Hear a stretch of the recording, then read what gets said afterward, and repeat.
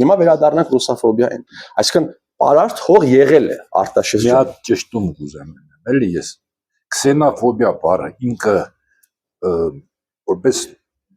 մարդու ֆիզիկական նորմալ վիճակի դեպ հոգեկան խանգարում։ Դա նորմալ վիճակ չի կարող լինել։ Ես օրինակ գիտեմ, որ այդ կհամարվի նավյաշիբայես ասել, այսինքն աննորմալ ֆոբիան չի կարող նորմալ լինել։ Այդ թվում քսենոֆոբիա։ Թվագոր իրան ինչ որ միշտ հետապնդեն այո։ Ֆոբիան ինքնին, աերոֆոբիան ինքնին ինքը չի կարող լինել նորմալ բան։ Միգուցե հայերեն այն ուղղակիորեն թարգմանվում է այլ ատյացություն, բայց ատելուց բացի այստեղ ատել վախենալ եւ այդպիսի ինչ որ բաների մասին քսենոֆոբիան հայերեն ոնց ես իշքան գիտեմ բառացի թարգմանվում է այլ ատյացություն, բայց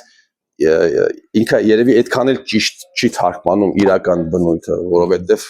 օրինակ աերոֆոբիան ինչ է նշանակում օդն է սատում, հա, սա ավելի վախի